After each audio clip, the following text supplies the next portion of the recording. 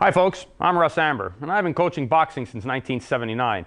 During that time, I've worked thousands of rounds in both the amateur and professional ranks. Over the years, I've had the privilege of seeing some of the greatest fighters of the modern era at both the professional and the Olympic levels. I've had one world champion and 4 Olympians, not to mention various medals at major international events, including the World Championships. Since 1988, I've worked as an analyst for the CBC on all their boxing coverage, and since 1996, I've also worked on TSN, the sports network, as their exclusive boxing analyst. Since June of 2000, I've been president of Quebec Boxing and have been a board of directors member of the Canadian Amateur Boxing Association. One of my most recognizable fighters that you might know is Otis Grant. Otis won the WBO middleweight title in 1997 and in November 1998 fought the great Roy Jones. Although we didn't win the fight, seeing the quality and supreme talent of someone like Jones really gave me an increased appreciation of the fantastic talent that he is. Today we're going to take a look at basic counter punching routines. The most effective punches you see land in a fight are the result of counter punches, the instantaneous reaction to a punch followed by a combination of your own. All the greats from Sugar Ray Robinson to the fantastic Roy Jones are an excellent example of counter punching at its finest.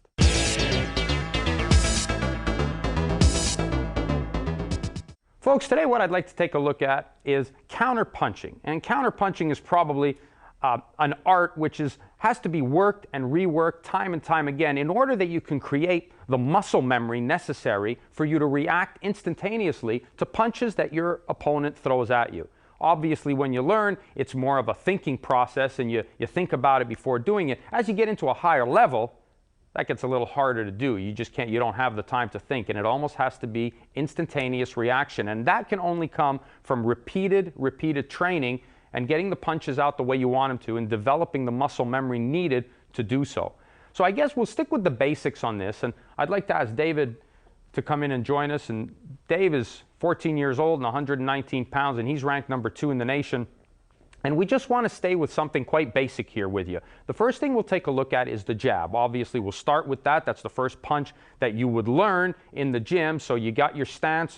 Again, if you've seen the other tapes, and if you haven't, I urge you to take a look at them. But I'm really strong on the stance and the base that you have as a fighter. That's the most important thing, because in order to do any kind of punching or counter punching, you need to have a good base. So with that in mind, remembering that a base is your most important thing, let's start with the most basic things first and start at the beginning. The first punch you probably would have learned is the jab. So we're going to start with the jab.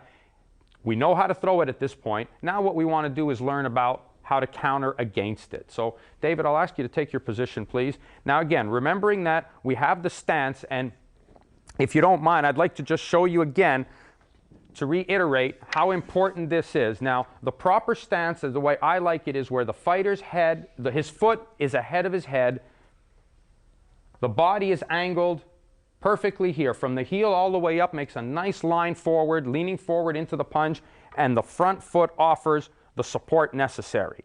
This is very important. For any of the punches that you will throw, that's going to be vital for them to be effective. Those physics of your technique and your stance must be there in order for it to be effective. So, with David in good position here, the first thing we're going to look at is the jab of what David will do to counter punch the jab. Now, the first thing we have to decide is he going to block it or is he going to slip it? Those are the 2 options he has. We'll do the block first. If I throw a jab at Dave, he's probably going to block it with the right hand. The counter punch on this will be bang, a quick left jab right back. Do it again, and it's got to be instantaneous, bing, bing, and he'll do it right there. That is a counter punch, a basic, quick counter punch routine for the right jab, for the left jab. Now, with that, with good speed, he'll be able to execute a 1-2 off of that. So he'll wait for the opponent to throw the jab, I'll throw it, bing, bing, and the 1-2 will come back out. Again, and it's almost an instant reaction. Notice how Dave he's catching the punch and he's letting his hand go almost instantaneously as I step in with my jab. That's what I mean. That's why I'm trying to stress how important it is to be instantaneous on the reaction. So we'll look at it again. We're in a position. Dave's waiting. Bing, boom. Now with that, if you've got good speed, add a third one to it so he can counter punch with the 1-2-3. This is where you'll get a guy who's only throwing 1 shot at a time. He's trying to load up with you. Now you nail him with 3 shots. So you're boxing, everything's looking good. You throw it, boom, boom, boom, and the left hook comes around. Again, bing, bing, boom. As soon as the guy throws the shot, you're instantaneously on him. We've heard the adage, make him miss, make him pay. Well, that's an exact example of that. The other one you could do is off of the slip. Off of the slip, basically, one of the most important things you want to remember when slipping a shot is you always want to try to go to the outside of the punch. In this case, being the left jab, David's going to want to slip to the outside. Why to the outside? Because at this point, he's probably at his safest target. He's pretty much protecting himself safely against the right hand because the opponent's own left hand is in the way, and he's got a nice angle here to come right over the top with the right hand. This is not as instantaneous as the blocks. This has a little bit more of two steps involved, the slip and then the punch, where you want to try to blend the two together, meaning that you want to slip and come over. So you're basically following the opponent's hand back. So it's the slip and back right around. Again, bang. Now, I'm also a proponent of trying to finish with the left hand. So in this case, we want to try to come boom, bang, left hook and come around. Slip, bang, left hook and come around. Slip, bang, left hook and come around. Another one you could do with the slip is just to do a little bit of an off step on the guy. The guy's boxing with him. You just want to slip, bang, and come back over the top. Just a little slip to the outside. Boom, right there and over the top. Again, this will again take away any danger of getting hit with the right hand, because what you've done is you've angled yourself away from the opponent and put yourself at a distance further from his right hand. So let's look at it again. Step away from me, David. Just go that way. Boom, right there, and then the right hand comes over. So that's probably the best way at looking at getting rid of throwing good combination counter punches against the left jab. So to summarize, you either want to do the blocks, bang, and you want to fire off right away. Instantaneously, you block, boom, and you put 3 punches on that, boom, boom, boom. You can do that. Or you can do the slip, hoop, boom, and then you can throw it in a combination, hoop, boom, boom. Or you can do it on a step over, hoop, boom, and then you can finish that off with the left hook as well. So we'll come back, hoop, bang, bang. And that's how you counterpunch the left jab.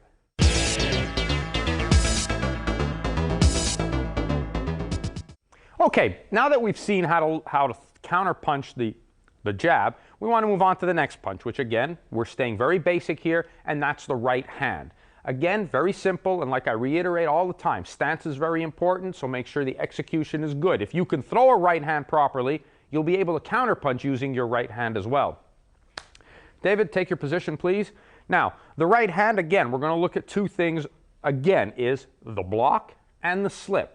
And in some cases, with the right hand, although depends what kind of guy you're fighting, if he's throwing it correctly, you're only going to be worrying basically about the block and the slip. But every now and then you get in with a guy who throws a big haymaker, you know, and you can probably get under that. You can roll under that shot. But we'll take a look basically at the 2, which is the blocking and the slipping of the right hand. So if I'm working with David, the 2 ways he's going to do, we'll do the blocking first. If I'm throwing the right hand at David, what he's going to want to do is from his boxing position, good stance, he's going to just want to catch that shot right on his left glove as I throw it, boom, and he'll catch it right there. So we know that that's how he'll catch the shot. Now, from there, what he has done is he has torqued his body. Now, by torquing his body, he's already twisted everything up and lined himself up to already throw the right hand. Hold on. Now, the guy throwing the shot, when he's in this position, is now very susceptible to his own right hand, much like he would be if he would be a southpaw. He'd be open to right hands. By throwing it here, he is basically, in essence, taking on almost a southpaw stance. So from there, with David's body already torqued, he wants to follow me back with his own right hand as I throw that and come straight down the middle. If I'm thinking about throwing that left hook right off it, and Dave is quicker by making the instantaneous reaction of throwing that right hand, he'll beat me to the punch. His straight right hand will beat my left hook because the shortest distance between 2 points is a straight line. And right there, if David's blocking it, boom, he's going to beat me with that with my left hook because he's going to throw it right away. A classic example of that, and if you get a chance to watch this, the Evander Holyfield-Mike Tyson fight was an exact perfect example of this, where Holyfield basically waited and waited and waited and didn't throw anything until Tyson unloaded the right hand. And every time Tyson unloaded the right hand, that's when Holyfield jumped on him. So that's a perfect example of watching something and putting it into action the way Holyfield did against Tyson. So we'll look at this again. I throw the right hand at David. He comes right back with the right hand. Throw it. He comes right back with the right hand. From there, he can come back with the uppercut as well. A little simple formula that you might want to use is often you usually end up countering with the same hand that's coming at you. So right hand for right hand. Bing, bang. The right hand comes back. If I'm a short, stocky guy and I come at Dave and I throw the right hand, he can hit me with the uppercut now. Boom. And he'll do it again. bing, bang. He'll throw it again. Again, a very effective punch because the guy throwing and loading up on the right hand is leaving himself open for a right hand counter. This is not something that the guy's just going to stick around and get hit with. The instantaneous reaction must be there, and you as the fighter must be able to time it properly and get the guy in the right range where you want him to be so you can land that right hand. Again, we'll do it again. We'll put it into a little motion now. If I'm moving with David here a little bit and I throw this, bang, bang, he throws it right back. Oh, bang, or underneath. Boom, and he brings it up underneath. If we do it on a slip, then on the slip we get into the left hook. That's what's pretty about this shot. If I get David to slip again, how we say, we always want to go to the outside. Boom. Now, from right there, here comes the left hook, comes around, bang, the right hand could follow it up. Boom. We'll do it again. He slips to the outside, bang, bang. Now, the danger here is you got to be careful the guy's not setting you up for his own left hook, because then you're trading left hooks, and that could be dangerous. So you as the fighter, you want to make sure you duck properly. You want to slip the shot properly, and don't lift your chin back up in the air once you throw the left hook, once you want to come around with that left hook. So right there, the left hook comes around, and that's pretty safe when you stay that way. So to summarize again, you can either block it, boom, come back with your own right hand, you can come back with the uppercut, you can finish both of them with the left hook, bang, bang, bang, you can do it again, bang, bang, or the right hand left hook, whoop, no, the right hand left hook, straight right hand left hook, bang, bang, or the slip. You slip to the outside, and here, boom, left hook. Here, left hook. Now the right hand after that, bing, bing, bing. That's how you counterpunch the right hand.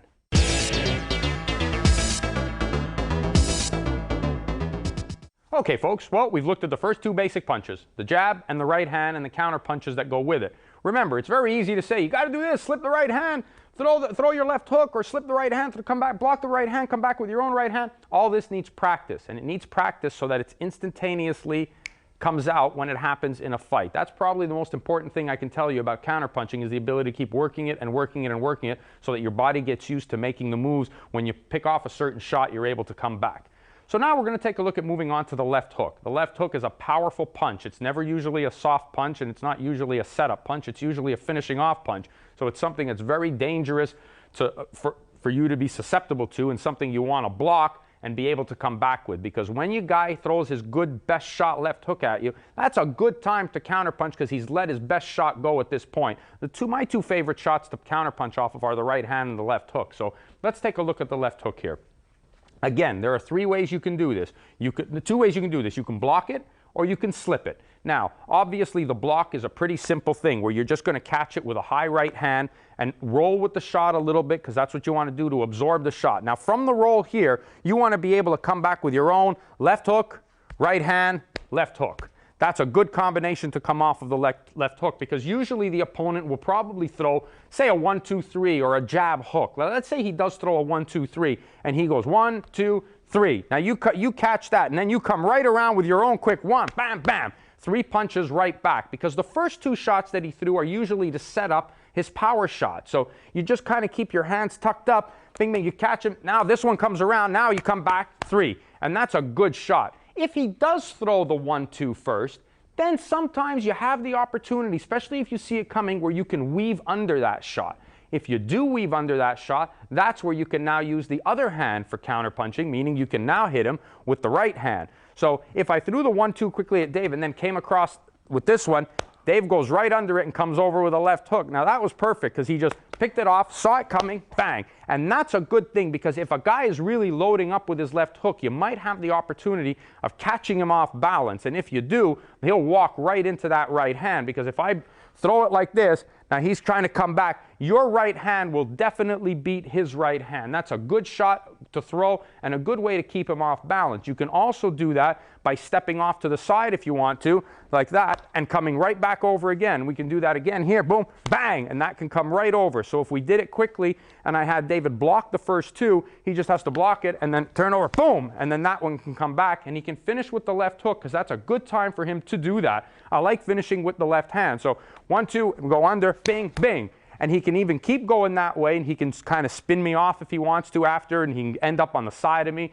which gives him an angle where he's not in much of a danger, and that's what you want to be. You want to be able to counterpunch and not be in return fire from your opponent. So again, we'll throw 1, 2, boom, bam, bam, and then he can just go off that way and move. And he's pretty safe at that point, and then I got to turn back and look for him again.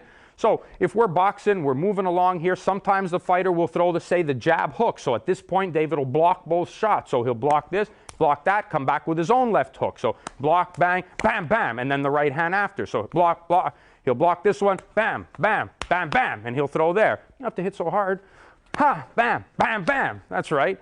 The thing is, the instantaneous reaction to the punch is the key. And the thing that it does to a fighter, especially a fighter who is offensively minded, is that you keep offsetting him each time. You keep disturbing him. Every time he tries to do something, you're hitting him. You're bothering him with something. He throws the left hook, bang, you're hitting him back. You throw the boom, you're throwing something back at him. You go under it, you throw something at him. Boom, you go under, you throw something at him. He tries to do the left hook here, boom, you catch him with that one coming in.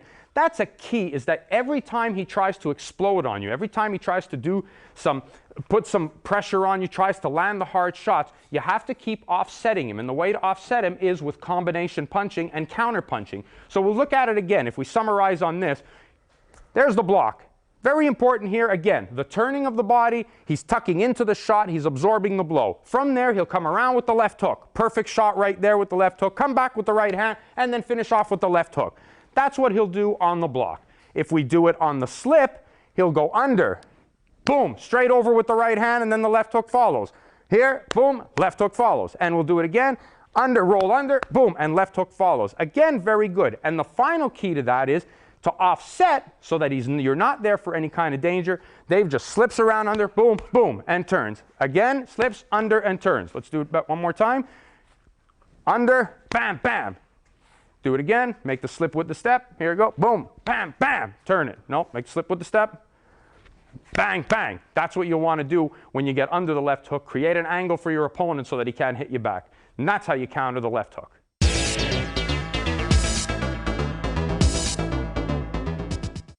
Folks, we've looked at the 3 basic punches: the jab, the right hand, and the left hook. Now as we get a little bit more advanced, this might be looking ahead, but it's probably something that's very important, and that's counterpunching primarily on the inside and body shots. The primary weapon you'll come up against is a left hook to the body, and that'll usually be thrown on the inside, or a guy will set you up from the outside and then get inside and throw it, and that's very important. When you meet a guy who's got a good left hook to the body, you need to protect against that. Perfect example of that is Arturo Gatti against Mickey Ward, and you've all seen that one, and you know how important it was for Arturo Gatti to stay away from Mickey Ward's devastating left hook to the body. So if we take a look at the left hook to the body, one of the ways, I think defending against it is probably just as important as counterpunching against it. One of the things that I like to see a guy do when we're facing a fighter who's got a really good left hook to the body, before I worry about the counterpunching I'm going to throw, is how to defend against it. Obviously, the first thing you want to do is you want to keep that elbow in. Now, usually you'll get some guys who are able to stay right there and catch that shot and be comfortable doing that. However, every now and then, one is going to get through at some point. Again, I'll resort back to the Arturo Gatti-Mickey Ward fight. Late in the fight, Mickey Ward in that first fight finally found that left hook to the body, and he hurt Arturo with it and dropped him with it because Arturo was content just to do the blocking. What I like to do at this point is I like my guys to just pivot off a little bit to the left when they do make the block. So they'll catch the shot and roll with it, which actually takes the impact off of the punch. So if I'm going to throw this, boom, you just keep turning there. The guy ends up reaching across to try to land it. It's a very little subtle move, and if you start watching fights and you start paying attention to things like that, you'll see how just a little subtle move like that, just by shifting a little bit, takes the point of impact away from the opponent. So that's something that I like to see my guys do, is just, boom, turn away. See, I wanted to hit him there, but he rolled with the shot, which made me end up, instead of landing the shot here, which is where I wanted to land it in full impact, he ends up moving away, and now I'm coming across my body, and I've taken away the impact off the punch. So that's a very good thing. Now that you've decided on whether you want to just roll with a little bit or block, either way, that's the same thing. Let's stay right there. Either way, you're making the block. Whether you're making it further away or there, you're making the block. Now, at this point, you want to be able to counterpunch off that shot. One of the best punches to throw off the left hook to the body is a left hook to the head. The reason being is the fighter is somewhat exposed, especially if you make him reach for you, because he has to lean down to throw that shot. So from there, even if his hand is high, that left hook back to the head is a really good shot for you to nail the guy with. So if you block this, bang, and come back with your own, bam, and you come back with your own, bam, come back with your own, that's a really effective shot. From then, you can also spin your guy off as well, and you can just keep going with the pivot, bang, no, land the shot first, bang, bang, and then you're gone again. You can just pivot away from the guy. It's an effective shot. It can also be very effective if you throw it, even when you think he's reaching for that left hook to the body, which means it's a counter punch, but he really hasn't thrown the punch because you're seeing it coming first. So if the guy kind of drops his shoulder ready to throw that, let that left hook to the head go. And 9 times out of 10, it's going to land and it's going to find the mark. You also have to know that a fighter will often do things, someone who has a good left hook to the body will often do things to set you up so he can land that shot. So you've got to pay attention to what he's doing. Sometimes a guy with a good left hook to the body will throw, say, a 1, 2, 3 to the head just because he wants you to think you're going to the head, and then he drops down that shot to the body. Be aware of that. Make the little pivot, because you can do the little pivot off of the left hook to the head as well. So you could block, block, block, boom. Now the left hook to the body is not there any longer, and David can come back with his own left hook to me. If you are on the inside, boom, left hook to the head right after that, bang, boom, bang, right there, boom, bang, right there. Now, the other one is the right uppercut on the inside. We're talking about inside body punches. The right uppercut is one that you're going to work on as well. So, boom, you're going to catch it with that shot right there. There it is, and Dave comes right back up perfectly, exactly what he's doing. The key here is you want to stay closed up. You want to get that shot right in on the elbow, boom, and fire it right away. Catch it here, fire it right away. So those are the keys to blocking and counterpunching the body shots, the left hook and the right hand to the body. The left hook is a dangerous punch, folks. It's a great, great offensive punch, but it's also a punch that can be nullified if you just do a little pivot right off to the side when the guy's about to throw it, and that'll offset your opponent. So to summarize, make sure you keep that elbow in, roll with the shot for sure. You want to absorb as much of it as you can, and if you can, just turn away from it a little bit. Just pivot off a little bit with it, take the impact off of the punch, and then come back with your own left hook to the head, and that's the way you counterpunch a left hook to the body.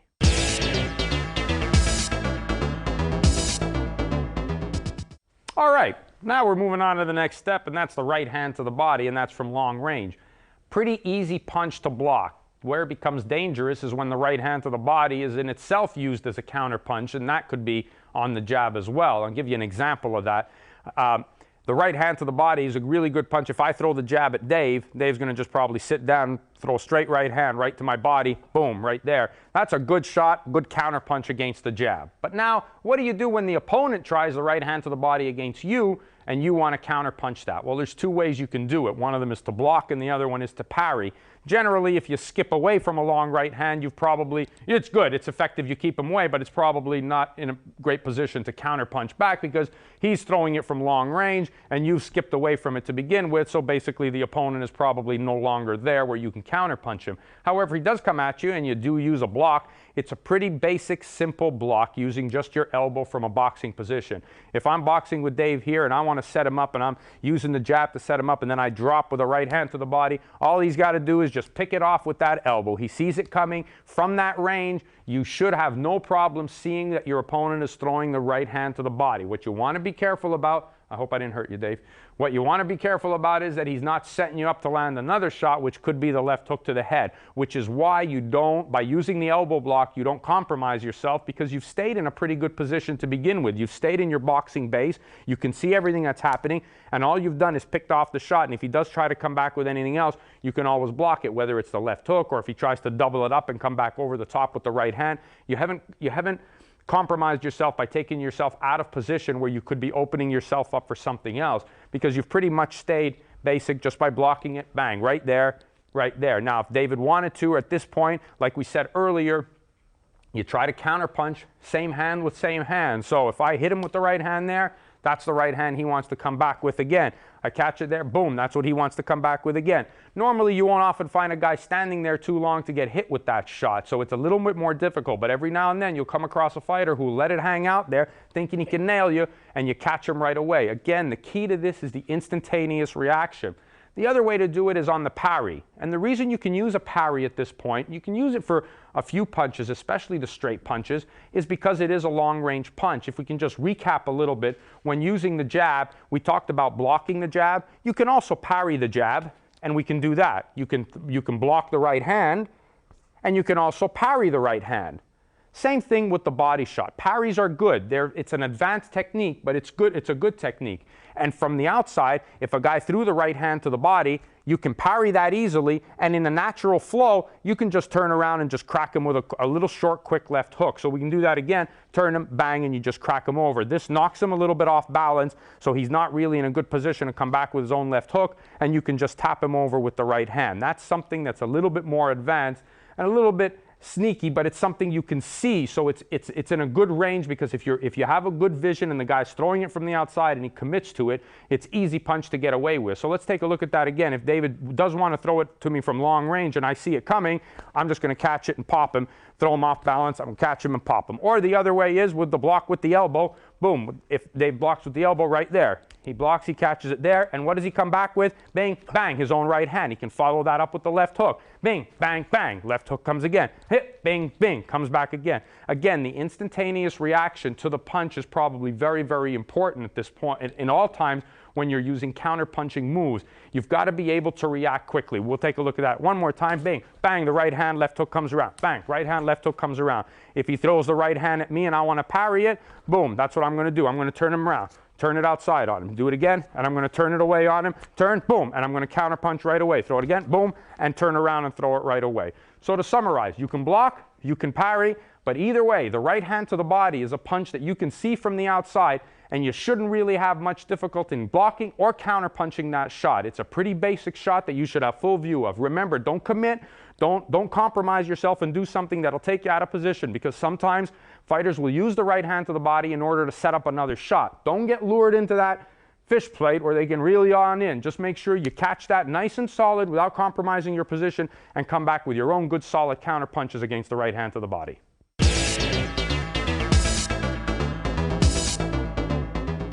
All right, well, we're still staying with counter punches, and now we're going to take a look at the right uppercut. The right uppercut counter punch is a shot used on the inside, because it's pretty rare you're going to see a guy throwing a right uppercut from the outside, and if you do, well, he's got a lot of problems to be worried about. It's a shot you're going to see on the inside, the right uppercut, and that'll happen a lot in the infighting. Again, we're getting into a little bit more advanced stages here, but the principles remain the same, and that's not to compromise yourself and make sure that your reaction is instantaneous. So if we're on the inside with David here, and we're boxing and we're doing a lot of infighting and throwing the shots that we want to throw on the inside, I'm going to throw that right uppercut right up underneath. Now, Dave can either do one of two things. He can either block it with this shot, which is a pretty safe move. Makes counter-punching a little bit more difficult, but it's generally safe because now he's using the opposite hand to block my punch. But he's protecting that whole side of the body, because the side that he could get hit with is now taken away by him blocking it with this hand. So we'll do it again right on the inside. Boom, he just blocks it on the inside, catches it before I get there. Don't reach down for it now. You don't want to do that. You just want to make sure you catch it right nice and close. Boom, right on the inside, and turn it like that. The other way you could do it is to block it with the right hand. Now, blocking it with the right hand is a little bit more dangerous. The reason being, because if the opponent is in there doing the work that he should be doing, he's going to be throwing uppercuts and left hooks. So the opponent, being myself in this case, would be wanting to go bang, bang. That's what I'm going to be doing, is throwing the uppercut underneath and bringing the left hook across. So David has to be very careful when he uses this hand now to block the right uppercut, because he's going to be exposing himself to the left hook. His reaction has to be instantaneous. He has to make a block and bend almost instantaneously, because the left hook is following that right uppercut. And that's where anticipation comes into play, where you kind of learn to develop these things over the years of practicing them, that you know what punches are coming, and your body basically just bends into it. So if Dave's going to do that, if he's going to block this shot if he's going to block my right uppercut with his right hand, he instantaneously goes back into the defensive mode of catching the left hook that will follow. So if we're on the inside and I go bang, bang, he just wants to roll with that second shot and catch it. He wants to catch and roll. Just tuck into it, boom, and tuck into it, bam, bam, and stay tucked into it. By nullifying that, by staying tucked in, my left hook will go around him, or it'll block him, or he'll smother the shot. He doesn't want to do it by pulling away. You want to stay in close when you're on the inside, bang, bang, and roll, bam, bang, and roll. Bang, bang, and roll. Okay, what do you do from the roll there? Now you've got to come back with your own shot. If you do that, the best shot obviously to come back with, and the one that's more natural, is any number of left hooks, be it kind of a half uppercut hook or a left hook fully straight around.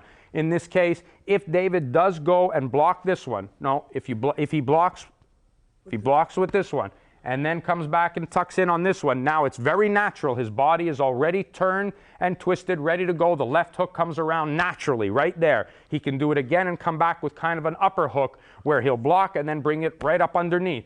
He'll turn, bang, right up underneath in between my gloves because I'm trying to protect against his left hook, but bang, he's going to just rip it up right underneath. Bang, and that'll come up underneath. If he does that, the natural transition from that punch underneath is the right one underneath.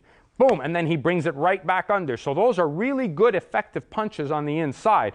Let's look at it again. We're on the inside. Remember, the first thing David's thinking about is blocking the right uppercut. So he's going to want to block it with this and then tuck in because he knows I'm coming around with that left hook right after it. It's very rare that the guy is just going to throw one shot. And if he does, he's still open to the left hook, so you can throw that anyways. But bear in mind that he's usually going to come back with the left hook off of his right uppercut. So boom, he's going to catch it there. He's going to tuck into there. Now he rips the shot up underneath. Bang! He rips that one, and then the right hand follows up underneath again. Boom! Right up underneath. Those are good quality punches thrown on the inside and coming up underneath the guard of the opponent who's trying to lay in on the inside with you. Let's take a look at that again. I hit David, I throw the uppercut on the inside. David blocks it. Now he protects against the left hook to the head. Now he comes back quickly, boom, and then rips the right uppercut underneath, and now he can come back with a left hook to the chin. So let's take a look at that. The final three punches will be where he blocks the shot underneath, he blocks the left hook, now he comes in three punches. 1, 2, 3. And those are three effective shots right underneath.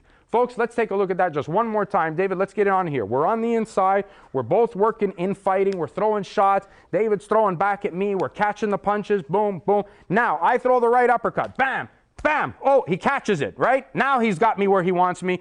Underneath, and around. Those are the punches you want to land on the inside. You land those with the precision of a Joe Louis, and you're walking to the neutral corner.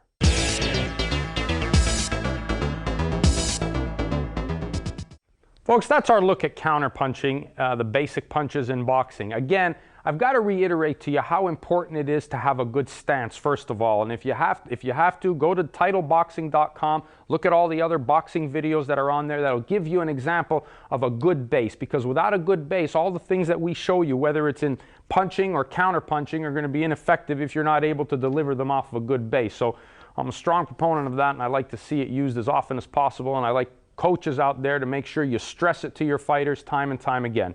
Now that we looked at the counterpunching, again, remember the most important things. It has to be instantaneous reaction. The only way you're going to be able to get that is through hours of practice in the gym, whether you're using it on the punch mitts or whether you're using your own imagination when you're hitting the heavy bag and imagine that that's your opponent and he's throwing the shot and he's throwing that jab and you're counterpunching right away. That's how you develop the muscle memory that your body needs in order to throw punches and throw the counter punches that you want thrown off the punches that your opponent is throwing at you. Now, obviously, you can't counterpunch every single punch the guy throws at you because that's not the way boxing is. But let's say you've gone into a fight and you're fighting a guy that you know has a really good right hand, and you and your coach decide, okay, we know this guy's going to set everything up with his right hand. You start practicing on working what you're going to do when he does throw that right hand. That's when counterpunching becomes really effective. The other time it becomes really effective is when you're facing a guy who's really aggressive and he's really good. And this is what he wants to do. He wants to impose himself on you. He's not waiting. He wants to come right at you.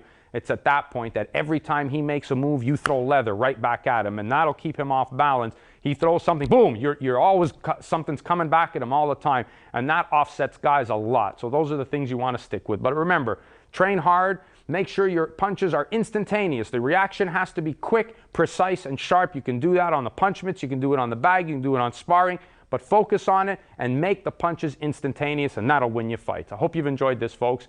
Nice to see you. We'll see you next time.